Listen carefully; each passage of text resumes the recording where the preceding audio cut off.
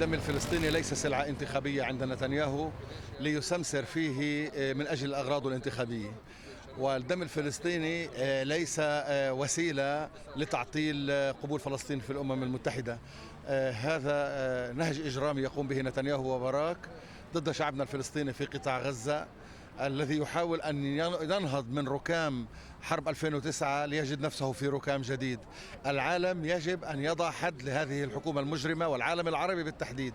نحن من واجبنا أن نقول كلمة واضحة في الشارع وفي الانتخابات وفي كل مكان أنه لا مكان لهذه الحكومة، وعلينا العمل جميعا من أجل إسقاطها فورا.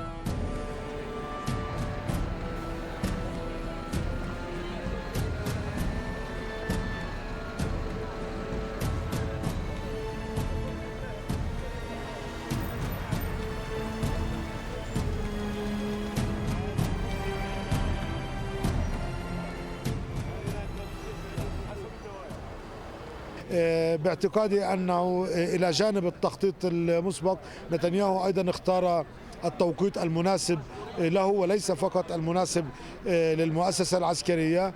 هو يعتقد أنه بالإمكان أن يحقق مكاسب على حساب الدم الفلسطيني. فقط قبل أسبوعين قال نتنياهو أن هذه الولاية الأولى التي لم تشن بها حروب أو معارك عسكرية، ولربما اختار لاحقا أن يختتم هذه الولاية في معركة كهذه أو تلك.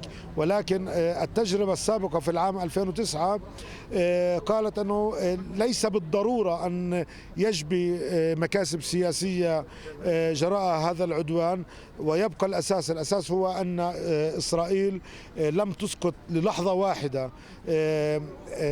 عن أجندتها الحرب والعدوان والمجازر ضد الشعب الفلسطيني. نحن نتظاهر اليوم مثلما تظاهرنا قبل 3 سنوات عندما جرى شن الحرب على غزة. اليوم حكومة نتنياهو تشن الحرب على أهلنا في غزة وترتكب الجرائم هناك في محاولة لتجميع أصوات ولتحقيق نصر قادم في انتخاباتها. نحن اليوم هنا لا نتصدى فقط للجرائم التي ترتكبها الآن جيش الاحتلال الإسرائيلي في غزة، وإنما نتصدى أيضا لليمين الفاشل الذي يريد أن يعاود الكرة وأن يصعد إلى الحكم ليرتكب المزيد من الجرائم. من هنا من الناصرة نقول لأهلنا في غزة صمودا وثباتا، وأن الفرج أكيد سيأتي بعد فترة رغم هول المأساة التي تعيشونها الآن.